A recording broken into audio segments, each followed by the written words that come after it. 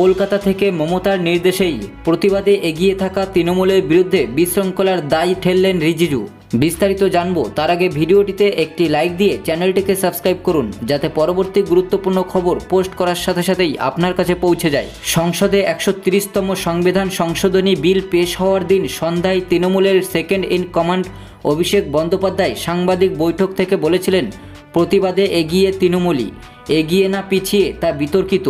তবে সেদিনের প্রতিবাদের জেরে আপাতত জেপিসি কমিটিতে বিবেচনার জন্যই পাঠানো হয়েছে ওই বিলকে। আর সেই আবহেই বড় কথা বলে দিলেন কেন্দ্রীয় পরিষদীয় মন্ত্রী কিরেন রিজিজু। কংগ্রেস নয়, সংসদে বিশৃঙ্খলা তৈরি কাণ্ডারি হিসাবে তৃণমূলের দিকে দায় ঠেলে দিয়েছেন তিনি। সর্বভারতীয় সংবাদ সংস্থা ANI-কে দেওয়া সাক্ষাৎকারে কেন্দ্রীয় মন্ত্রী কিরেন রিজিজু বলেন, কথা হয়েছিল যখন স্বরাষ্ট্রমন্ত্রী অমিত শাহ বিল পেশ করবেন ওই সময় কেউ কিছু বলবেন না, সবাই বিল সম্পর্কে শুনবেন, তারপর নিজেদের মতামত রাখবেন। কিন্তু অধিবেশন যেই শুরু হলো তখনই তৃণমূলের সাংসদরা ওয়েলে নেমে বিক্ষোভ দেখাতে শুরু করেন, কাগজ ছুঁড়তে শুরু করলো।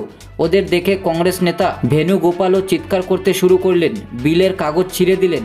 কেন্দ্রীয় মন্ত্রীর দাবি, এই বিশৃঙ্খলা আসলে হয়েছে বাংলার মুখ্যমন্ত্রী মমতা বন্দ্যোপাধ্যায়ের নির্দেশেই। তার কথায় আমি কংগ্রেস সাংসদদের কোনো দোষ দেব না, নেত্রী যেমন সাংসদরাও তেমন।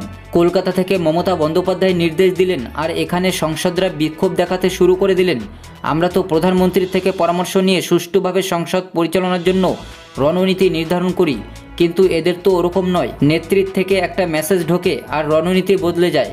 অবশ্য রিজিজুর দাবিতে গুরুত্ব দিতে নারাজ তৃণমূল শিবির। প্রতিবাদে যে তারা এগিয়ে দলীয় লাইনেই সেটা বুঝিয়ে দিলেন কল্যাণ বন্দ্যোপাধ্যায়ও।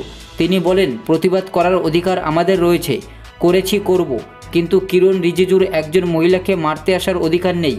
একজন পরিষদীয় মন্ত্রী একজন তপশিলি জাতির সংসদকে মারতে আসছেন, এই নির্দেশ কোথাও নেই।